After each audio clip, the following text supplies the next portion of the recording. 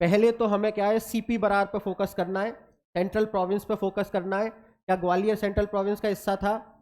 नहीं था, हटाओ। ऑप्शन एलिमिनेशन मेथड लगाया करो, बोला नहीं है, हटा दो। विदर्भ और सौराष्ट्र, अब इसमें मैंने आपको विदर्भ के बारे में बताया था, सौराष्ट्र का नाम नहीं लिया था, हटाओ, खत्म। अगला है सागपुर, नर्मदा जिसे नर्मदा क्षेत्र कहा गया है, और नागपुर। चलिए अगला मालवा और बुंदेलखंड, ये भी नहीं, तो क्या हो जाएगा इसका सही आंसर? ये हो जाएगा। ऐसे प्रश्न एग्जाम में आ रहे हैं और हमें इस कारण उन चीजों को उस लेवल पर लेकर जाना पड़ेगा। आई बात समझ में? ठीक। तो इस तरीके के प्रश्न, जैसे आप में से कई मित्र आपके होंगे जिन्होंने कांस्टेबल के एग्जाम दिए होंगे, उनकी आईडी से उनके पेपर जरूर डाउनलोड करवा के एक बार पेपर्स जरूर देख लीजिए, है ना। चाहे आप एमपी में किसी भी चीज की तैयारी कर रहे हो, एमपी के क्वेश्चंस में ये लेवल जा रहा है और हमें इस लेवल को लेकर चलना पड़ेगा। ठीक। अब हम कहां तक बात कर चुके थे? कल हम बात कर चुके थे मध्य प्रदेश के गठन में 1947 तक की स्थिति के बारे में चर्चा कर चुके थे। आज वहीं से आगे चलेंगे और अगली कंडीशन आएगी 1947 के बाद का मध्य प्रदेश। कब का? 1947 के बाद का मध्य प्रदेश। अब 1947 के बाद क्या होता है हमें पता है, आजाद तो होते ही है ना। हमें पता है कि क्या किया गया था, 4 पार्ट की श्रेणियां बनाई गई थी, है ना। 4 श्रेणियां बनाई गई थी पार्ट की, जिसमें से मध्य प्रदेश में केवल 3 ही श्रेणियां हमें देखने को मिलती हैं। Part A, part B, part C और पार्ट डी। पार्ट डी में मात्र एक ही क्षेत्र था, जो अंडमान निकोबार, जो द्वीप समूह वाला एरिया था, उसे पार्ट डी में रखा गया था। अच्छा, अंडमान निकोबार हमें किससे मिला है, कोई बताएगा? अंडमान निकोबार पहले भारत का हिस्सा नहीं था। किसके पास था पहले? चीन के पास। चलिए, बहुत अच्छा प्रयास। आजाद हिंद फौज का गठन जब हुआ था, तो आजाद हिंद फौज के गठन के दौरान जब वो जापान की ओर से सुभाष चंद्र बोस लड़ रहे थे, जापान ने अंडमान निकोबार क्षेत्र सुभाष चंद्र बोस को दिया था, और उसके बाद वो क्षेत्र आज़ादी के बाद भारत में शामिल हुआ। तो पहले अंडमान निकोबार क्या हुआ करता था सर? जापान के अंडर में हुआ करता था। उस टाइम पर अंडमान का नाम था शहीद द्वीप, और निकोबार का नाम हमारे पास क्या देखने को मिलता है? स्वराज द्वीप। तो 2 नाम रखे थे, शहीद और स्वराज द्वीप, और वो हमें कहाँ से मिले थे? जापान से मिले थे। और बाद में 47 के बाद उन्हें हमने भारत संघ में शामिल कर लिया और पार्ट डी का हिस्सा बना दिया। अब एक क्वेश्चन कॉम्पिटिटिव एग्जाम वाले स्टूडेंट्स के दिमाग में आता है कि सर ये पार्ट रखे गए थे, तो इनको किस तरीके से, क्या मुंह उठाकर किसी भी चीज को किसी में रख दिया गया क्या? नहीं रखा गया। तो 4 पार्ट की श्रेणियां बनाई थी, जिनमें क्या था? 3 पार्ट किसमें है? मध्य प्रदेश में थे। अब ये 3 पार्ट जो मध्य प्रदेश में थे, इनमें अगर हम बात करें तो जैसे सबसे पहला हमारे पास क्या आता है? पार्ट ए आता है। पार्ट ए में क्या क्या चीजें हुआ करती थी? तो जो डायरेक्ट कंट्रोल वाला कौन सा पार्ट था हमारे पास?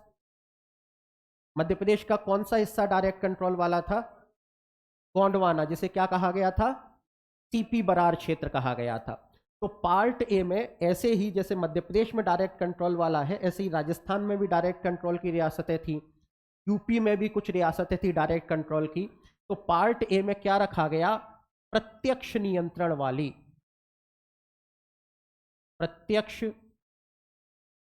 वाली बड़ी रियासतें किसमें रखी गई? ये पार्ट ए का हिस्सा बनाई गई, जिसमें से मध्य प्रदेश का हमें क्या देखने को मिलता है? सीपी बरार क्षेत्र देखने को मिलता है। सीपी बरार क्षेत्र हमें एमपी में देखने को मिलता है। इसके बाद दूसरा आता है हमारे पास पार्ट बी।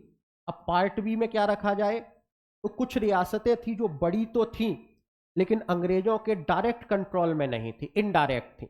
जैसे हमारे यहाँ पर इंदौर और ग्वालियर वाला रीजन जिसे कि CIA सेंट्रल इंडिया एजेंसी बताया गया था, है ना।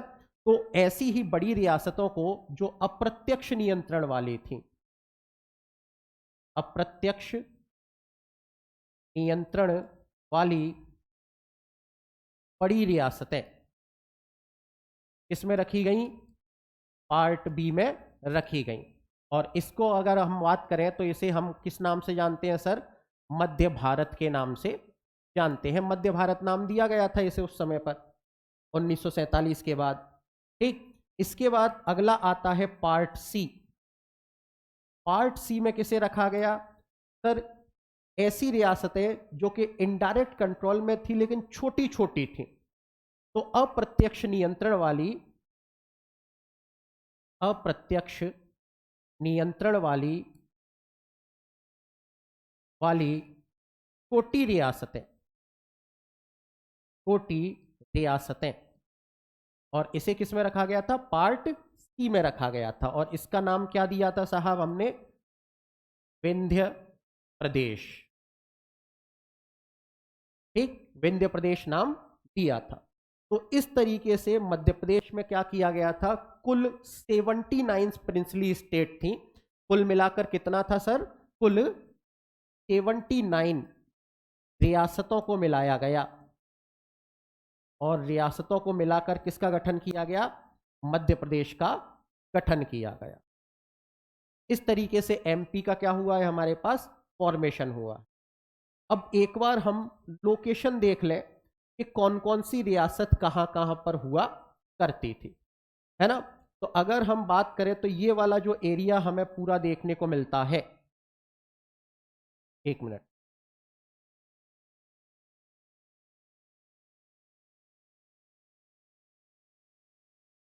ये वाला जो पूरा एरिया हमें देखने को मिलता है, ये एरिया पूरा का पूरा किसमें हुआ करता था हमारे पास सर, ये पूरा एरिया अगर बात करें तो ये हुआ करता था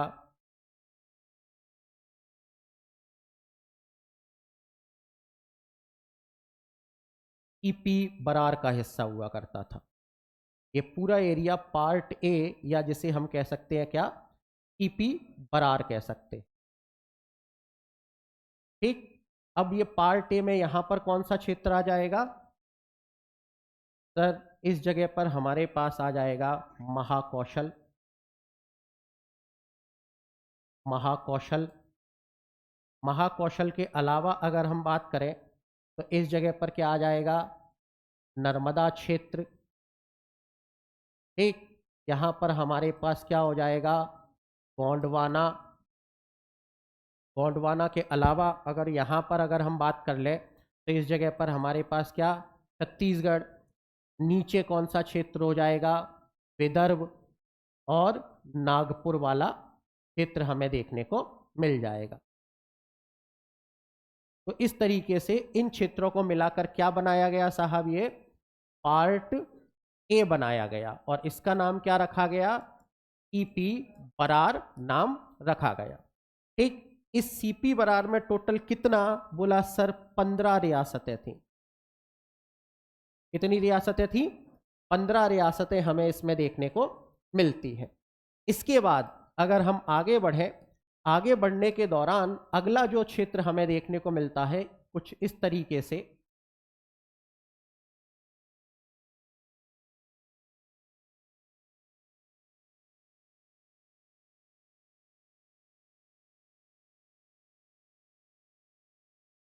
अगला जो क्षेत्र था ये कुछ इस तरीके वाला था, ये पूरा क्षेत्र। और इस पूरे क्षेत्र को नाम क्या दिया गया, पार्ट बी। अच्छा, इसमें मुख्य रूप से क्या क्या था सर, यहां पर इंदौर था, और इस जगह पर क्या था, ग्वालियर था, जो इसकी बड़ी रियासतें हुआ करती थी। ठीक, इनिशियल में प्रारंभिक इसका नाम रखा गया था मालवा संघ। क्या नाम रखा गया था, मालवा संघ, क्योंकि मुख्य रूप से मालवा वाला एरिया है हमारे पास, मालवा का पठार है। तो प्रारंभ में इसका नाम क्या रखा गया, मालवा संघ रखा गया। बाद में इसका नाम बदलकर किया गया मध्य भारत। तो मालवा संघ कह लो, मालवा यूनियन कह लो, या फिर अगर हम बात करें तो क्या सेंट्रल इंडिया या मध्य भारत का नाम ले सकते हो आप। अगला, ये जो एरिया जो मैंने अभी आपके सामने छोड़ा है, ये वाला क्षेत्र, ये क्षेत्र था भोपाल, जो अपना अलग ही राग अलाप रहा था, है ना। बाद में इन्हें समझ में आया कि भाई साहब मान जाओ, नहीं तो वो सुटाई होगी ना तुम्हारी। अरे सुटाई करते, कुटाई नहीं करते, है ना। ठीक। और बाकी का ये पूरा का पूरा एरिया जो हमें देखने को मिलता है, बचा हुआ क्षेत्र, ये पूरा क्षेत्र हमारे पास क्या था, पार्ट सी था, जहां पर मुख्य रूप से क्या था सर, बघेलखंड, क्या हुआ करता था, बघेलखंड और बुंदेलखंड क्षेत्र हुआ करता था। और बघेलखंड बुंदेलखंड में आगे चलकर इसी में पार्ट सी में भोपाल को भी इंक्लूड कर दिया गया, है ना। अगर यहां पर देखें तो जैसे कि 15 रियासतें तो यहां पर हमें देखने को मिलती हैं, है ना। इंदौर वाले रीजन में 25 रियासतें थी।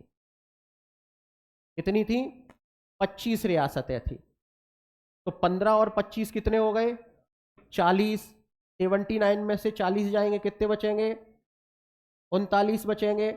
तो इसमें जो पार्ट सी था, इसमें 38 रियासतें थी।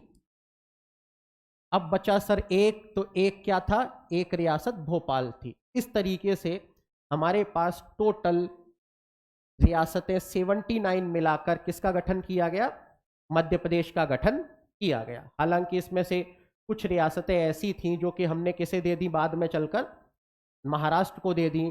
कुछ हमारे पास क्या देखने को मिलता है, राजस्थान को दे दी। कुछ क्षेत्र हमने किसको, यूपी वाले रीजन को दे दिया गया। हालांकि यूपी में इतना ज़्यादा कोई मैटर नहीं हुआ, मुख्य रूप से राजस्थान और महाराष्ट्र के साथ ही हमने डील किया था।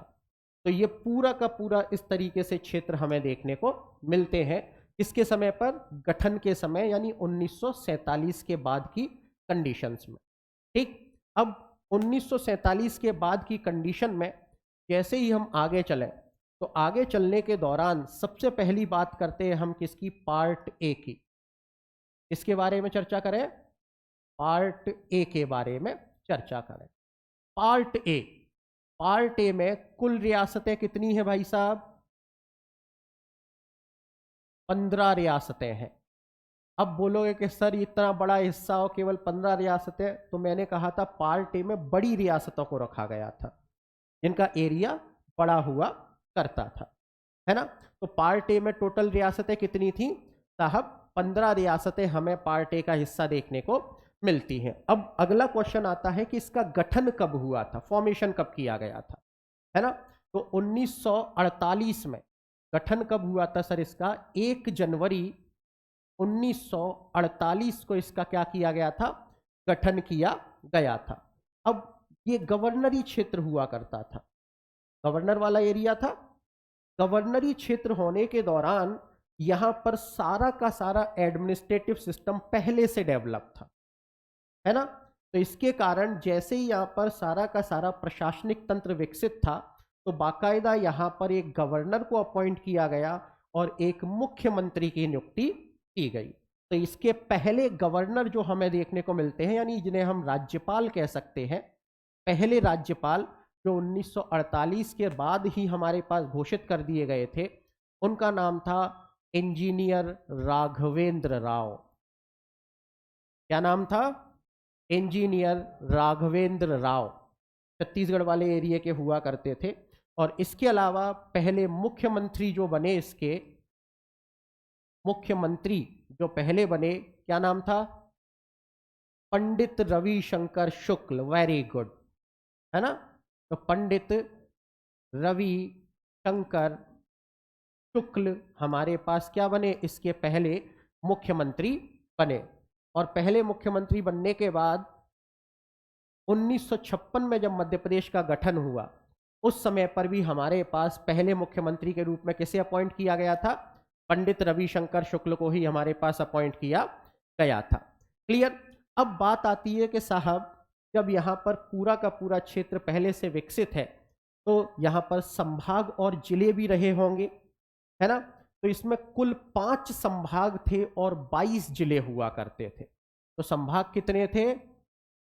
संभाग 5 और जिले कितने थे इसमें?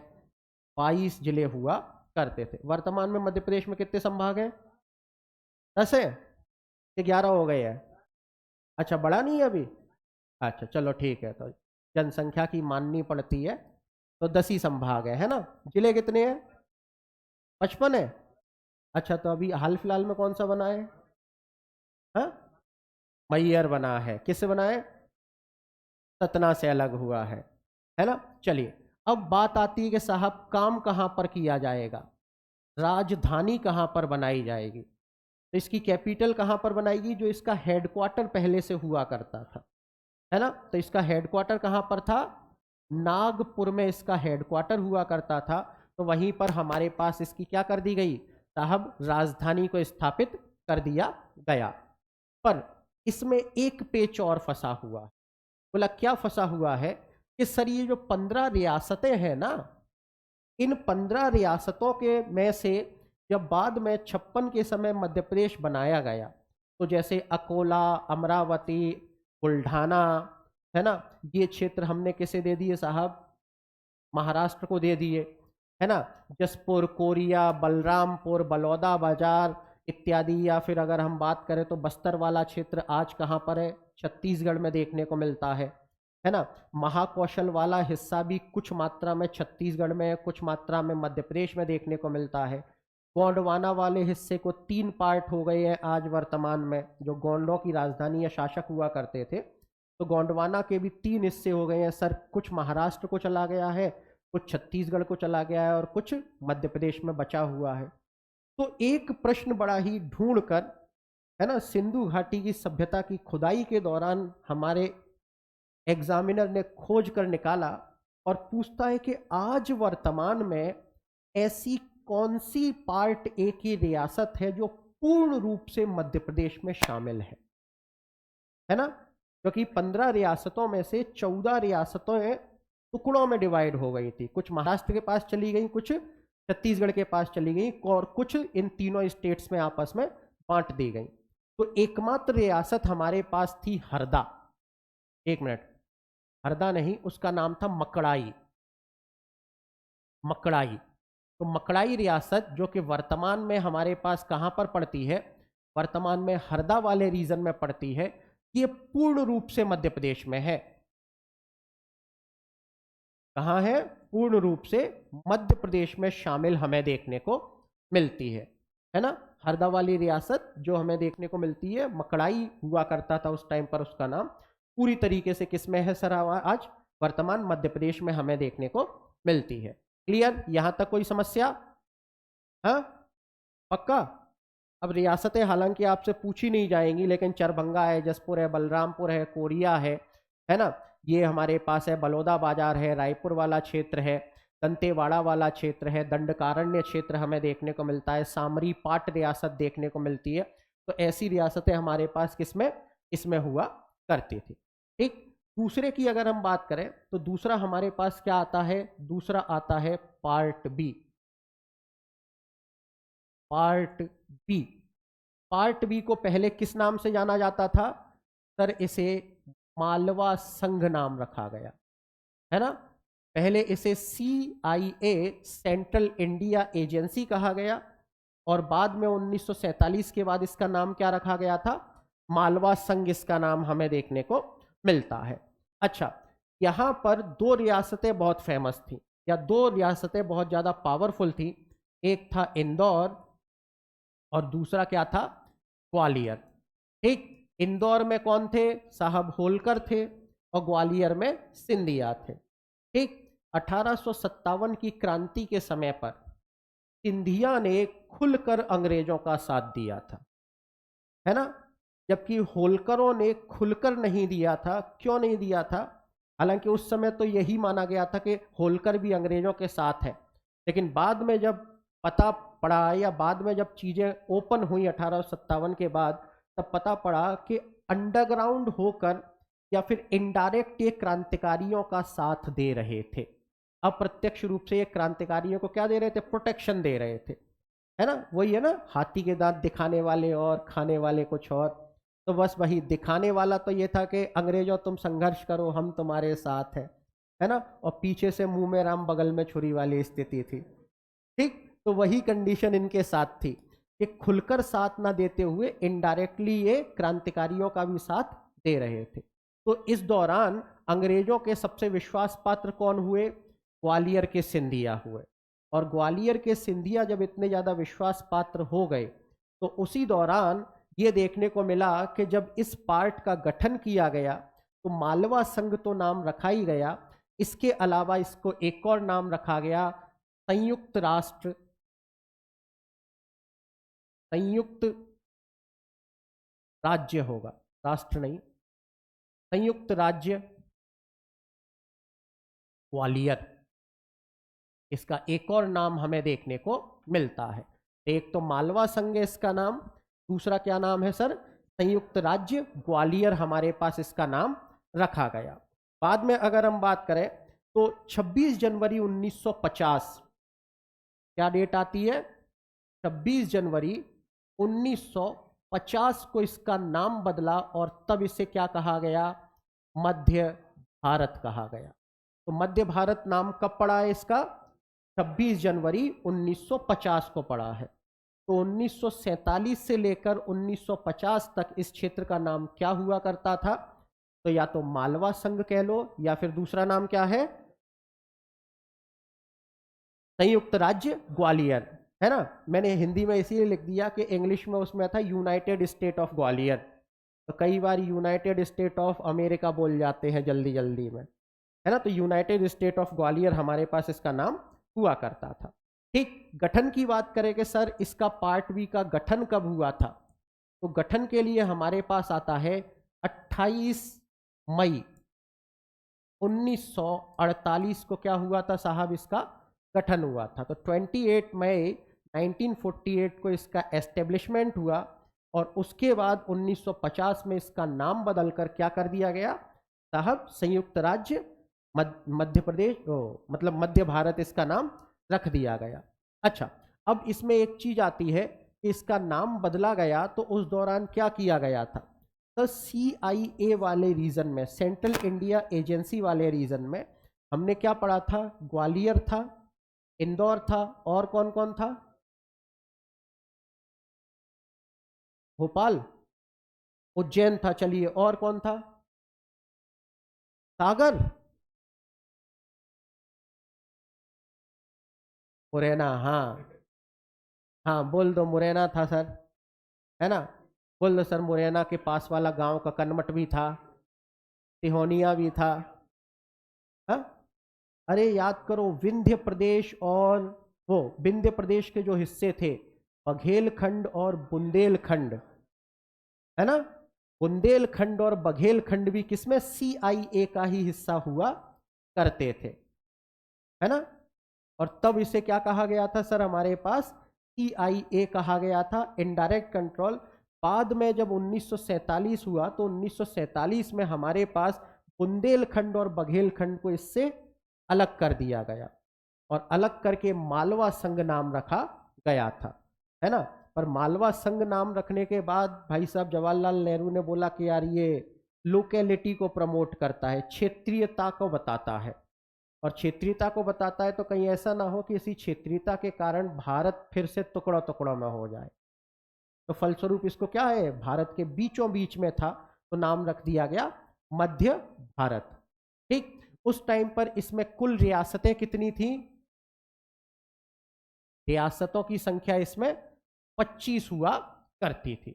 अच्छा, अब इसमें क्या एक मैटर और फंसा हुआ है, ध्यान रखना, यहां पर एक जगह है, आप अगर अभी भी जाओगे शिवपुरी और ग्वालियर के बीच में एक जगह पड़ती है खनिया धाना,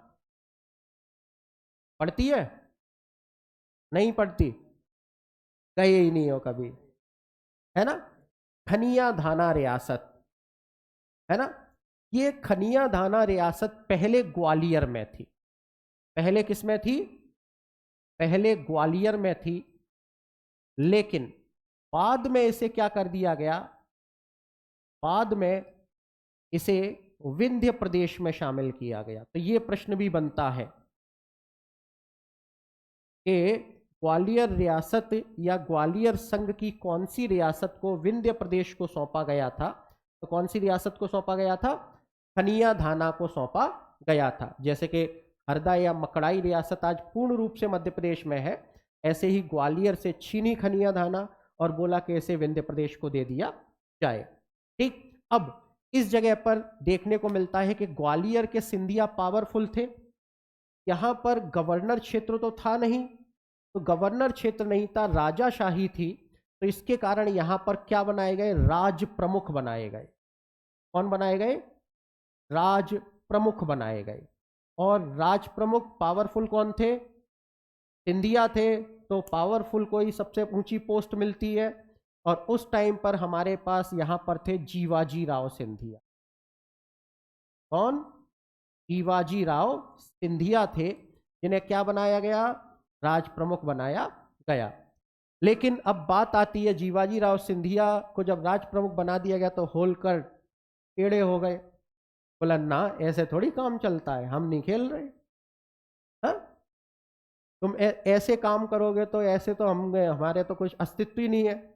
उल्टा हमने तो साथ दिया था तुम लोगों का और तुम हमें ही नहीं गिन रहे हो। तो उनको संतुष्ट करने के लिए, जैसे पॉलिटिक्स में आज देखने को मिलता है ना, कुछ पार्टियों का सहयोग प्राप्त करने के लिए किसी पार्टी का अगर सीएम बनाते तो दूसरी पार्टी का डिप्टी सीएम बना देते हैं। तो उसी तरीके से यहां पर भी उपराज प्रमुख का पद आया था। और उपराज प्रमुख की पोस्ट जो दी गई थी वो किसे दी गई थी साहब? वो हमारे पास दी गई थी यशवंत राव होलकर को। बोला आप भी खुश रहो, है ना। उपराज प्रमुख की पोस्ट किसे दी गई थी? यशवंत राव होलकर को दी गई थी।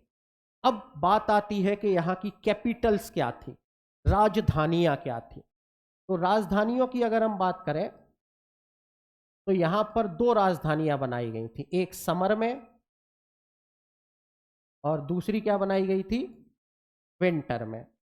अब समर वाला रीजन, समर राजधानी क्या ग्वालियर में रख पाना संभव है?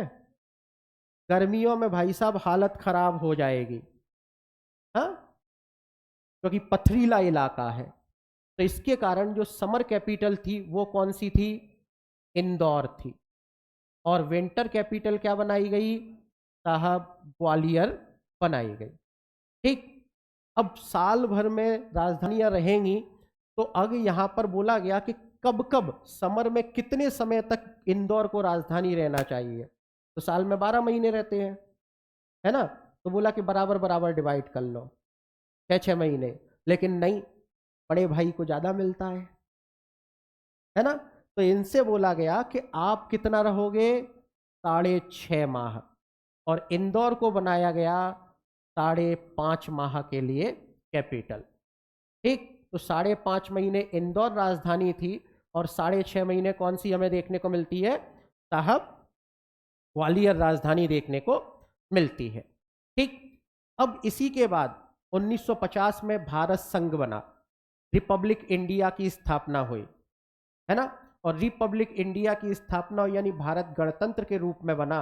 और उसी के बाद 1952 में पहले आम चुनाव करवाए गए थे। जब आम चुनाव करवाए गए तो भाई साहब ये राजाशाही तो खत्म। राजाशाही खत्म तो फिर आम चुनाव में राज्यों में फिर कौन आएंगे? राज्यपाल आएंगे और मुख्यमंत्री आएंगे। तो भाई साहब फिर यहां पर राज्यपालों का कॉन्सेप्ट और मुख्यमंत्रियों का कॉन्सेप्ट हमें देखने को मिलता है। तो कब? 1952 के बाद की स्थिति में, 1952 से 1956 में यहां पर क्या बनाए गए? राज्यपाल बनाए गए। और कौन बनाए गए साहब? मुख्यमंत्री अपॉइंट किए गए। तो इसके जो राज्यपाल हमारे पास थे,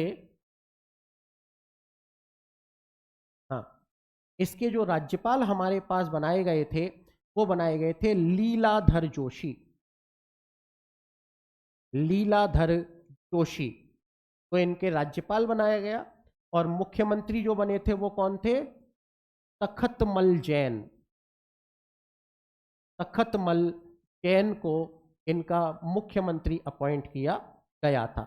और ये स्थिति कब की है? 1952 के बाद की हमें ये कंडीशंस देखने को मिलती हैं। टोटल 3 संभाग इसमें हुआ करते थे, और 3 संभाग के अलावा अगर हम बात करें तो 16 जिले हमें देखने को मिलते हैं। तो कितने? 3 संभाग और 16 जिले हमारे पास इसमें हुआ करते थे। एक मिनट रुकना, 1952 में राज्यपाल, हाँ रुकिएगा, उल्टा लिख दिया यहां पर। लीलाधर जोशी बने थे मुख्यमंत्री और तखतमल जैन बने थे राज्यपाल। ये है इसका सर, है ना? तो पहले मुख्यमंत्री कौन बने? लीलाधर जोशी, और राज्यपाल किसे बनाया गया? तखतमल जैन को बनाया गया था। ठीक इस तरीके से पार्ट बी वाला क्षेत्र हमारे पास मध्य प्रदेश में 1956 तक ऐसा ही बना रहा था। क्लियर? इन दो में कोई दिक्कत? पक्का? अच्छा, हाँ अब आए ना कायदे से, लाइन पे आ जाया करो, है ना? चलो एक बार लिख लेते हैं इन दोनों को, जिससे कि पक्का हो जाए, है ना? नहीं तो कच्चा ही बना रहेगा।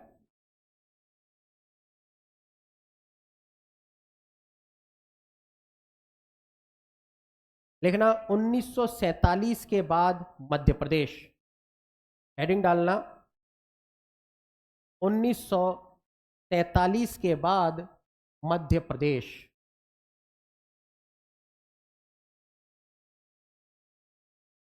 लिखना इसमें 3 पार्ट, 3 पार्ट ए, बी और सी।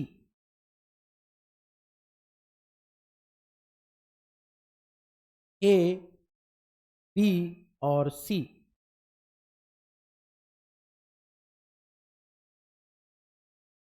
उसी के पीछे पुस्तक में लिख लेना कुल 79, कुल 79 रियासतें,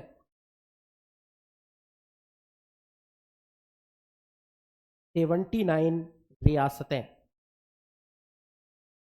पहला लिखना पार्ट ए, पार्ट ए प्रत्यक्ष नियंत्रण वाली, प्रत्यक्ष नियंत्रण वाली बड़ी रियासतें, बड़ी रियासतें। इसी के पीछे कोष्टक में लिख लेना सीपी बरार,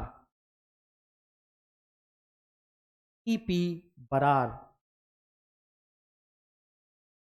दूसरा लिखना पार्ट बी, इसमें लिखना अप्रत्यक्ष नियंत्रण वाली, अप्रत्यक्ष नियंत्रण वाली बड़ी रियासतें, बड़ी रियासतें। और इसके कोष्टक में लिख लेना मध्य भारत, मध्य भारत। नेक्स्ट लिखना पार्ट सी,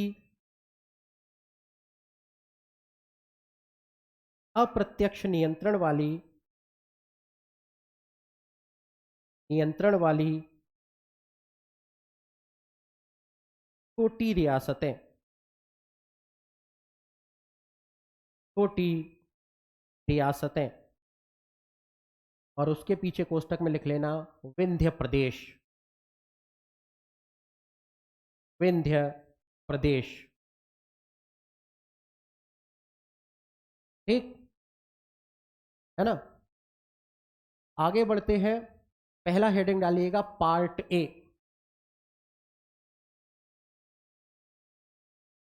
पहला हेडिंग डालिए पार्ट ए। इसका नाम लिखिए CP Berar, CP Berar, central province Brar.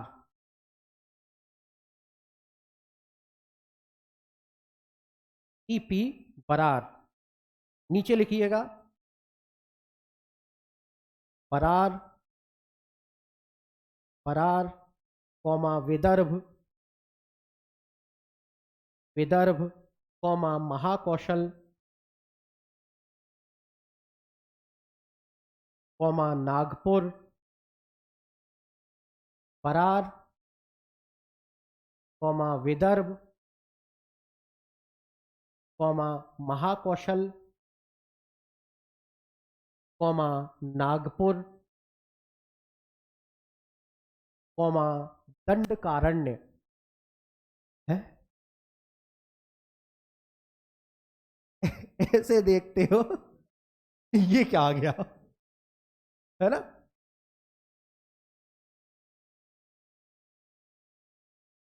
Dandakaranya, हट तो जाओ, हाँ ये तो भूल ही गया था। दंडकारण्य कौमा वस्तर, बस्तर, हाँ हाँ बस्तर, बस्तर, बस्ता लिखते हो ना, तो ता की जगह पर तर कर दो, बस्तर, कौमा छत्तीसगढ़ क्षेत्र शामिल, कौमा छत्तीसगढ़ क्षेत्र शामिल।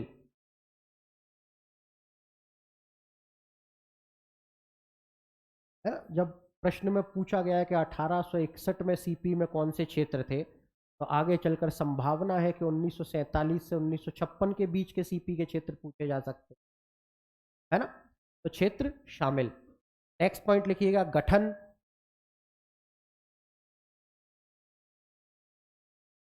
1 जनवरी 1948, 1 जनवरी 1948। राज्यपाल लिखना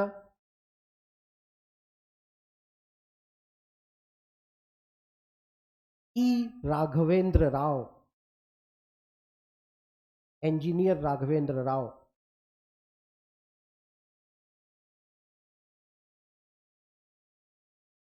राघवेंद्र राव।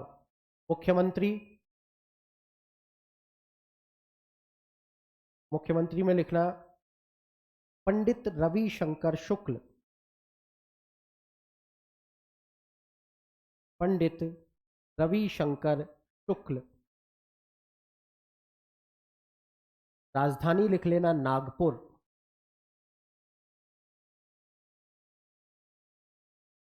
नागपुर।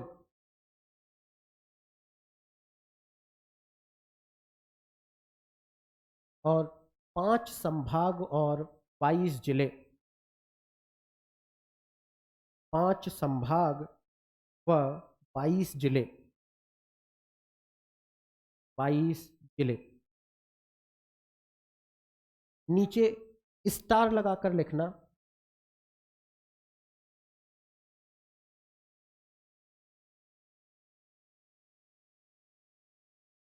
लिखना ईपी बरार की,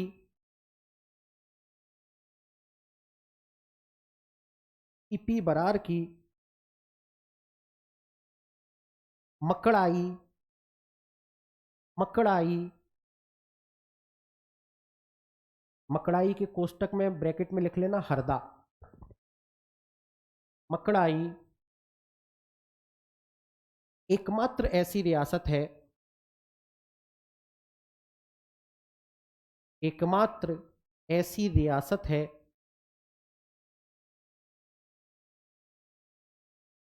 जो वर्तमान मध्य प्रदेश में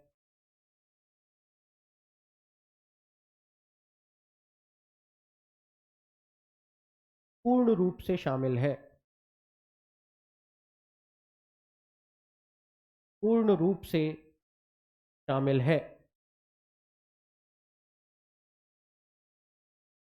ओके, नेक्स्ट हेडिंग डालिएगा पार्ट बी, पार्ट बी।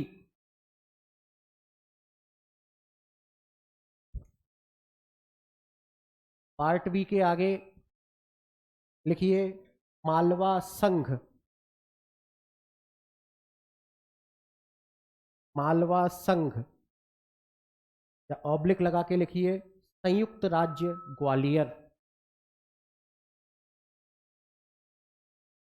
संयुक्त राज्य ग्वालियर।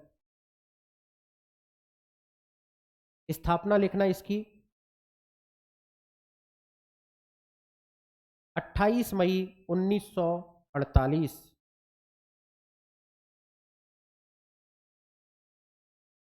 28 मई 1948। ठीक, नेक्स्ट लिखना 26 जनवरी 1950 को,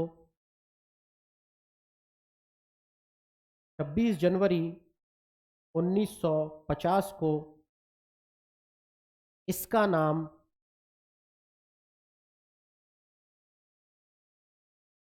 मध्य भारत रखा गया,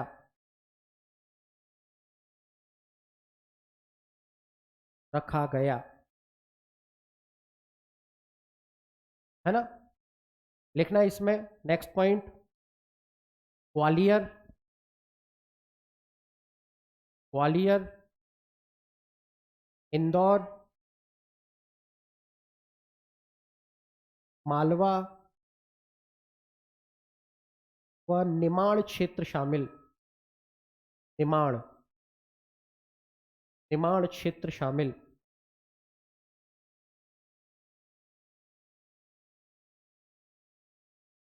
नेक्स्ट पॉइंट लिखना कुल रियासतें 25,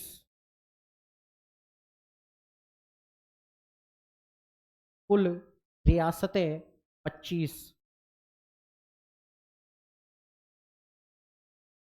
ठीक, राजधानी लिखना नेक्स्ट राजधानी,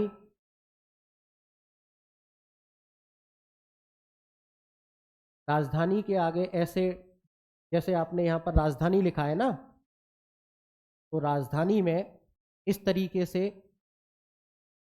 डैश लगा लेना, इस तरीके से आगे, है ना। ठीक, पहले डैश के आगे लिखिए ग्रीष्मकालीन, समर कैपिटल, ग्रीष्मकालीन। उसके आगे डैश लगा कर लिखिए इंदौर, हाँ हाँ इसी के आगे इंदौर, और कोष्टक में लिख लेना 5.5 माह।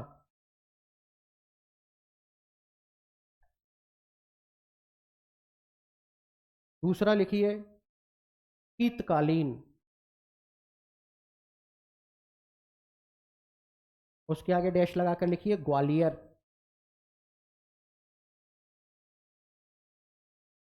और यहां पर कोष्टक में लिखिए 6.5 माह।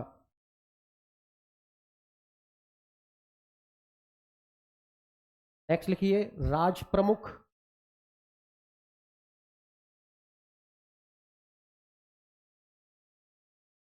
शिवाजी राव सिंधिया, शिवाजी राव सिंधिया। उपराज प्रमुख, उपराज प्रमुख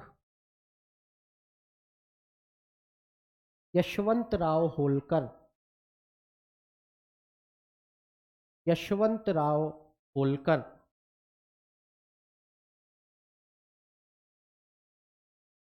3 संभाग 16 जिले, संभाग व 16 जिले।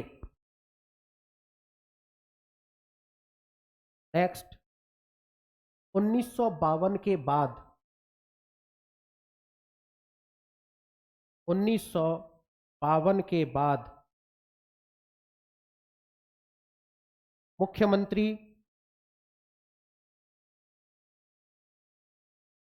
लीलाधर जोशी, लीलाधर जोशी, और राज्यपाल तखतमल जैन, तखतमल जैन। ठीक, इसमें लिखना वही स्टार लगा के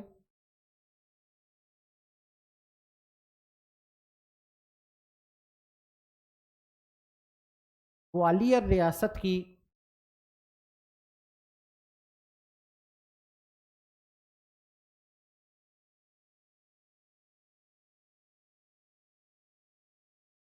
खनिया दाना क्षेत्र को खनिया धाना खनिया धाना क्षेत्र को विंध्य प्रदेश में शामिल किया गया।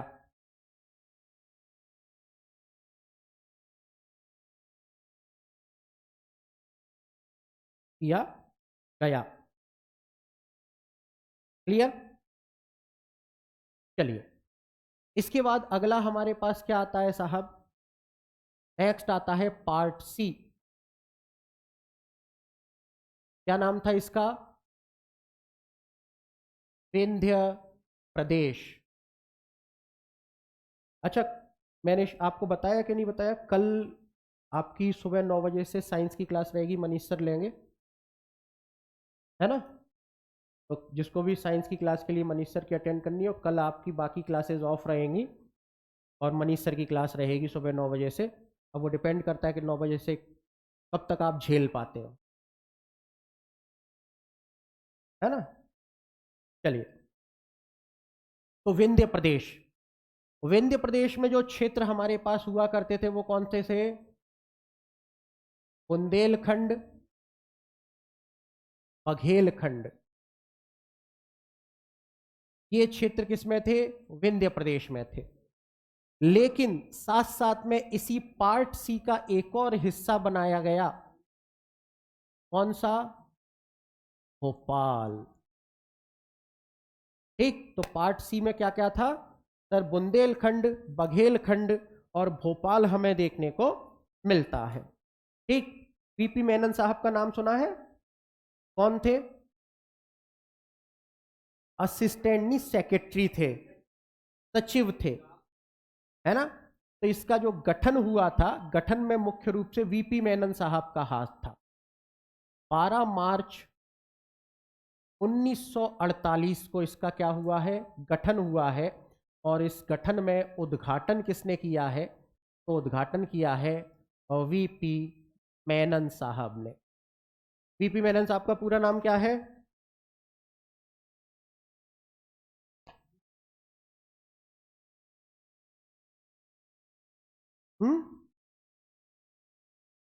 अटपटा सा क्या है?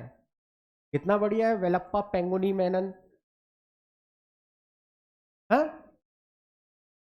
मतलब ये याद नहीं होता है, ये नाम अटपटे हैं। आपके यहाँ अपने यहाँ पर बड़े अच्छे हैं, जलेबी बाई, लड्डू लाल, कुंजी बोरे, कटोरी देवी। हाँ,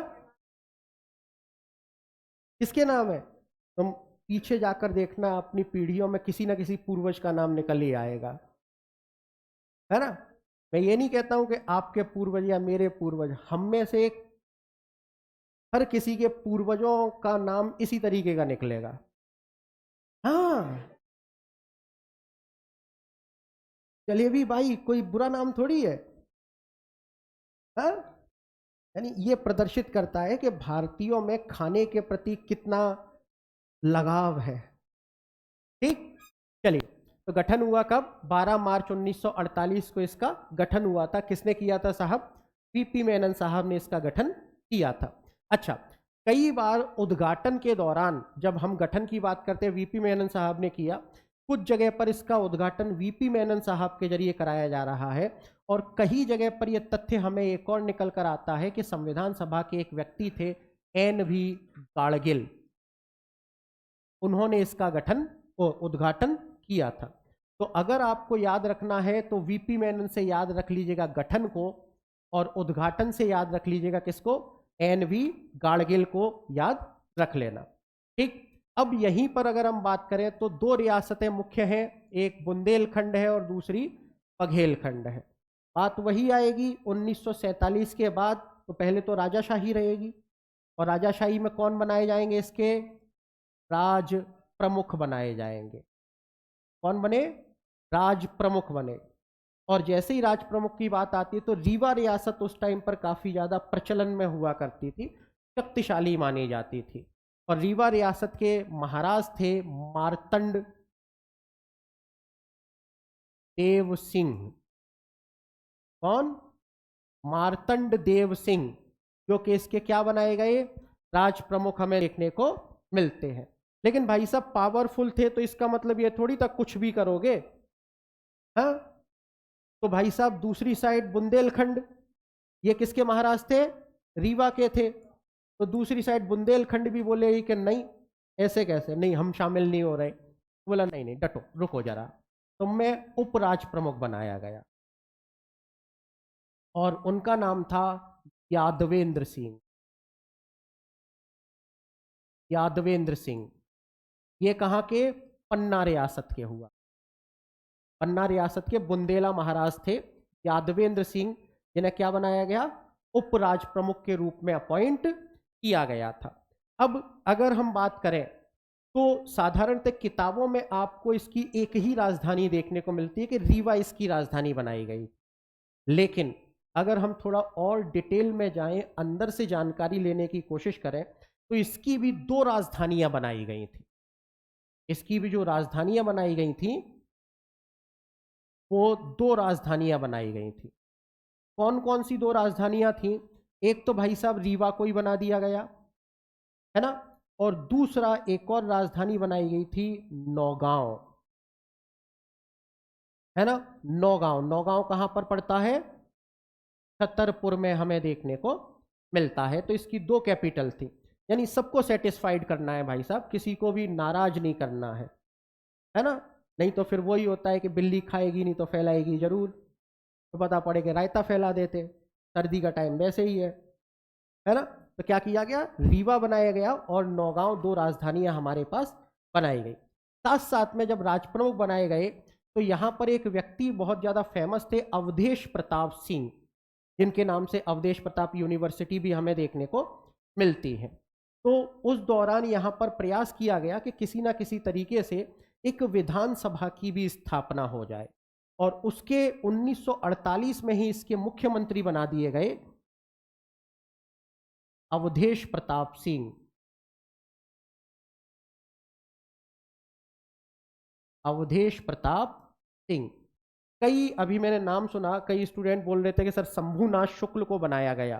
बिल्कुल सही है, हमारे पास कई यूट्यूब चैनल्स में या कई जगह पर पढ़ा दिया गया है, लेकिन उसको पूरी तरीके से एनालिसिस नहीं किया गया है। शंभुनाथ शुक्ल जो मुख्यमंत्री बने थे इसके पहले आम चुनाव के बाद बने थे, यानी 1952 के बाद मुख्यमंत्री बने थे शंभुनाथ शुक्ल।